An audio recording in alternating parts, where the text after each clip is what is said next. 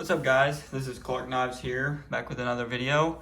And today I'm going to be telling y'all, not teaching, telling y'all how to replace or just change the blades on your slip joint knife.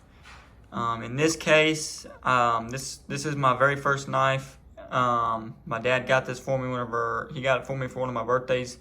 And once I found out about carbon steel blades, I just kind of fell in love with carbon steel, and I never could really sharpen the stainless steel blades these knives came with. So I took it upon myself to try and swap them out, and I did it pretty successfully.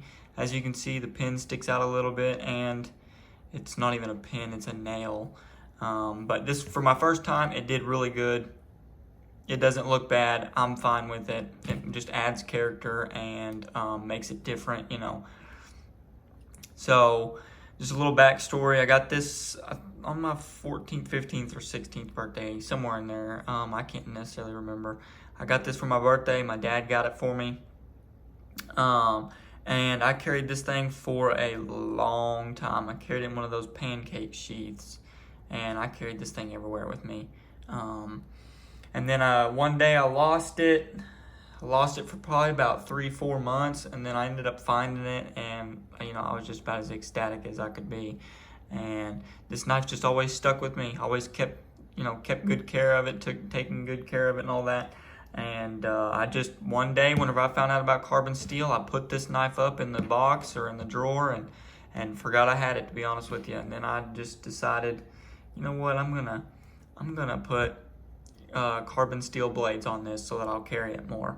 As you can see, it's got the carbon steel on it, and it doesn't really have much snap right now. It did, but I did mess up on the pin a little bit, so I had to peen it out a little bit more, and that tightened it up just a little bit. It'll wear in over time. I'm not too worried. It still has a little bit of snap on this blade. Just a little bit, not much. It probably needs oiled too. That would help out a lot. But yeah, as you can see, it's got the carbon steel blades. And now I'm gonna kind of just walk y'all through how I did it. Now, don't pay attention. It's kind of messy from whenever I did it last night. But take a look. This is, if you have a little vise like this, I would highly recommend it because it helped me out a lot.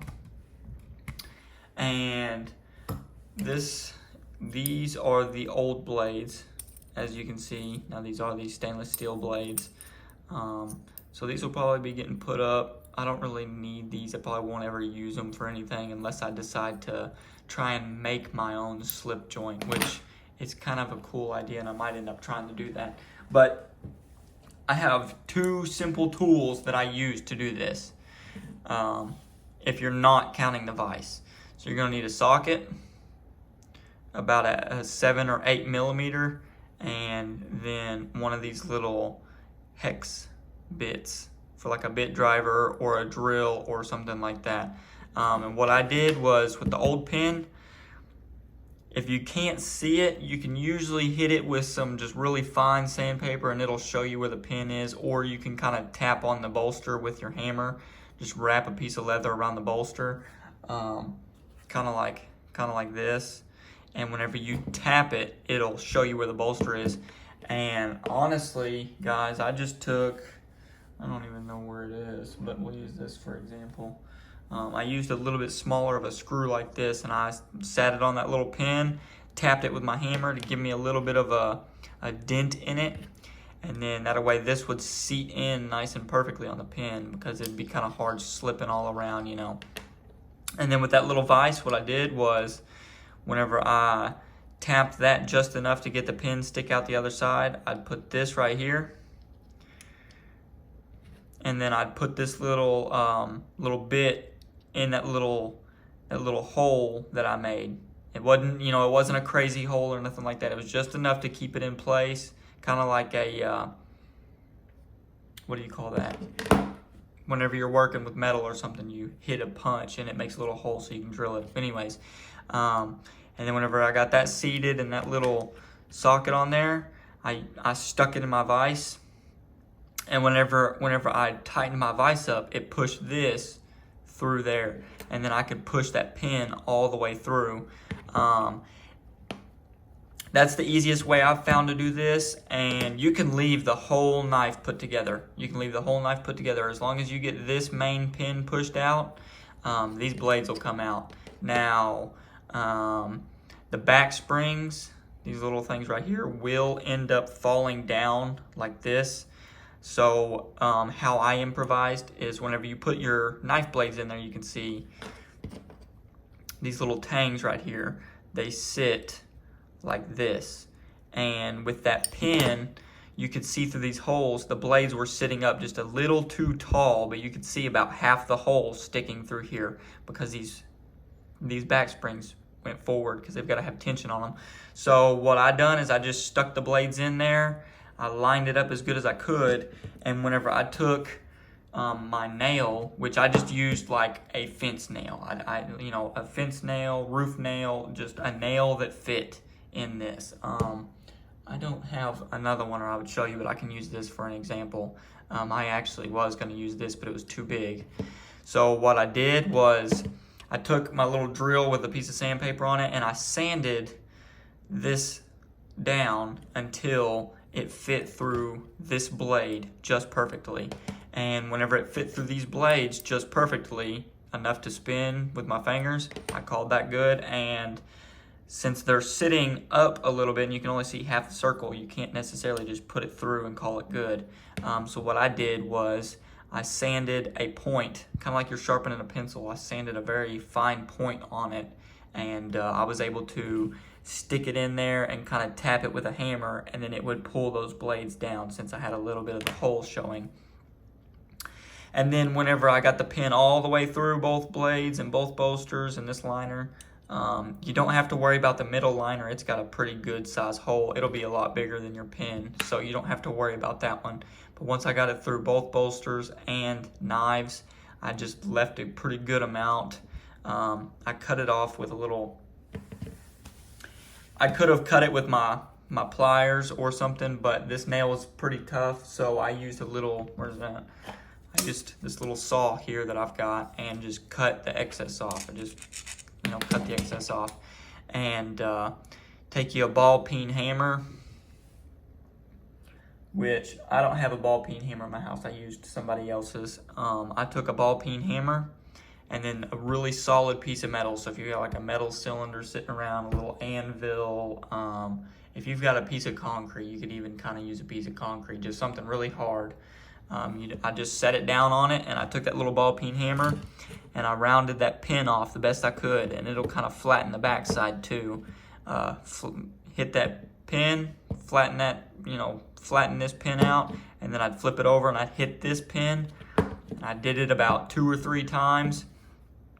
But as you can see, I got it a little too thin on this side, so you can see there's a little bit of a gap right there. It used to be a lot bigger until I peened it out some more, but that's about the best I'm going to get.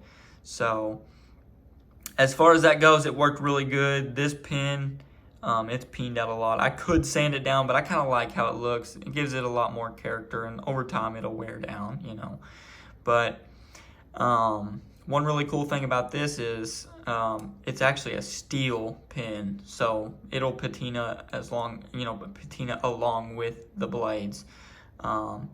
And whenever I did this, I mean, the back springs, they were already like this. I kind of kept an eye on that. Before I took the blades out, you could kind of run your finger along and catch it on that liner, but they're still the same exact way they were before. And like I said, before I had to peen that pin out a little bit more, it did have some snap. It doesn't now, just because it's over tight, but over time it'll kind of loosen itself up and start to get snapped back, especially if I add a little bit of oil. But yeah, if you would like to know, not if you would like to know, I do plan on doing another one. It's just I've got to find one that I want to change. I was thinking about, since I have this old timer, putting it on this frame because all the blades are good except for the clip blade. It's really in this secondary blade. So I kind of thought about changing out these two blades and putting them on this knife, since I've got two stainless and one carbon steel, and this space a little bit. It's pretty good shape and it's carbon steel. But I was gifted this knife and I was gifted this knife by two pretty close friends, so I might not end up doing that, just so I can save those knives and keep them nice. But this one, it was sentimental to me and I really wanted to carry it, so I figured I'd go ahead and give it a try. And like I said, it ended up working out for me really great. I ended up getting the idea. I've always kind of wanted to, but I ended up pulling the trigger whenever I seen Ryan from RH Blade and Shade. He had swapped out a Sodbuster Jr. blade, which it's just got these little brass pins. So I don't know if he just drilled it out a little bit and then just pushed it through, or how he did it, but he inspired me to go ahead and give it a try. But yeah, I will do a video on me swishing the blade. It took me quite a while, so it may be a bunch of clips just put into one. So that would be pretty cool. I'd like to do that and really show y'all how to do it, but who knows, maybe I'll get some fellas that want some knife blades changed and make a video out of one of those, just to get a little bit more practice. And yeah, I'm really happy with how this turned out. It looks great. It could use a little bit of polishing up and all that, but I like the character. The blades did have a little bit of rust coming in on them, so I did force a little bit of a patina. I just let them sit in a vinegar bath for a couple minutes and get a little bit of that rainbow on there. But yeah, I'm really happy. I will most definitely start carrying this. And I guess, let me get my knife out of my pocket.